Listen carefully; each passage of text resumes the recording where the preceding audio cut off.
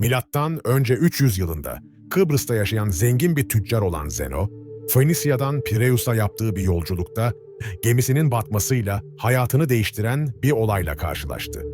Tüm yüküyle birlikte batıp bir anda zenginlikten yoksulluğa düştü. Eğer ben Zeno olsaydım, başlangıçta öfke, üzüntü veya kaderin beni kandırdığı hissini yaşayabilirdim.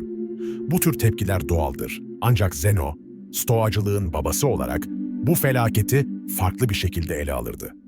Stoacılık, kabul etmenin gücünü ve kontrolümüz dışındaki olaylara nasıl yanıt vereceğimizi yönetmenin önemini öğretir. Çoğu kişi kaybedilen zenginliğe yas tutarken, Zeno sakinliğini koruyup durumu yeniden çerçevelendirmeye odaklanırdı.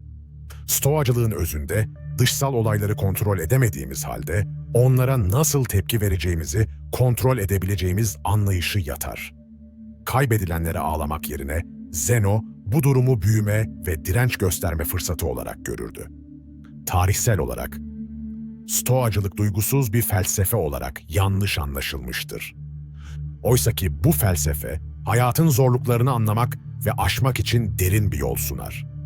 Zeno gibi Stoacılar, değişimin ve sıkıntının kaçınılmaz doğasını kabul ederek içsel huzur ve güç geliştirebileceğimize inanırlardı.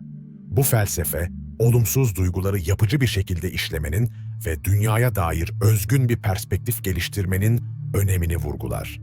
Perspektif, anahtardır. Yağmur toprağı besleyebildiği gibi planlarımızı da bozabilir.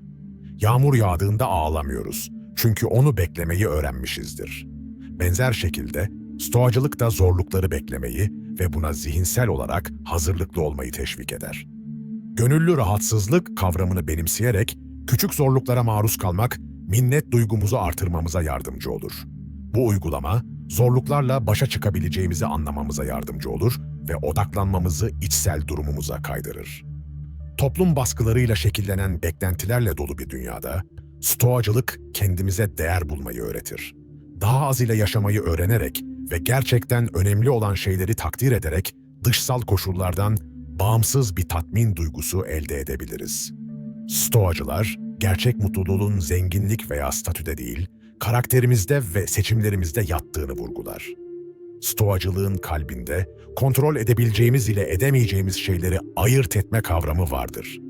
Epiktetus'un ünlü sözüyle, temel görevimiz neyin gücümüzde olduğunu, düşüncelerimiz, eylemlerimiz ve tepkilerimiz ve neyin olmadığını, dışsal olaylar ve başkalarının görüşleri belirlemektir.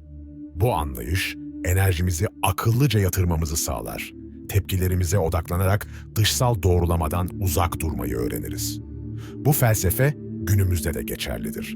Birçok kişi başarılarını kontrol edemedikleri ölçütlere göre değerlendirir, sosyal medya takipçileri veya iş terfileri gibi. Oysaki Stoacılık, emeğimizin ve hedeflerimize bağlılığımızın kalitesini dışsal tanınmadan bağımsız olarak değerlendirmemizi öğretir.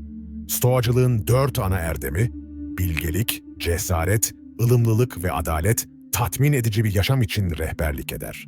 Bilgelik, kontrol edebileceğimiz şeyleri ayırt etmeyi içerir. Cesaret, sebat etme anlamına gelir. Ilımlılık, ölçülülüğü vurgular. Adalet ise, başkalarına karşı bütünlükle hareket etmemiz gerektiğini ifade eder. Bu erdemler yalnızca bireysel refahı desteklemekle kalmaz.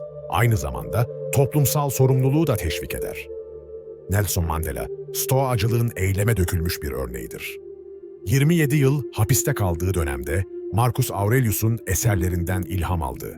Serbest bırakıldıktan sonra intikam almak yerine uzlaşma ve ulus inşasını savundu, geçmişin kontrol altında olmadığını ve geleceği daha iyi bir şekilde inşa etme fırsatına odaklanmayı vurguladı.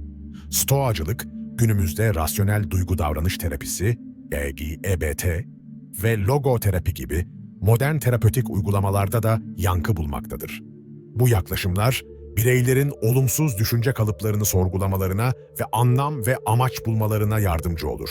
Bu da Stoik ilkelerle örtüşmektedir. Sonuç olarak, Stoacılık hayatın fırtınalarında bize rehberlik eder, gerçekten önemli olan şeylere odaklanmamıza yardımcı olur. Değerimizi yeniden tanımlayarak ve hayatın belirsizliğini kucaklayarak zorluklar karşısında büyüyen bir zihniyet geliştirebiliriz. Zorlukları aşarken her şeyin bir sonu olduğunu unutmamalıyız. Önemli olan bu süre zarfında nasıl yaşadığımızdır.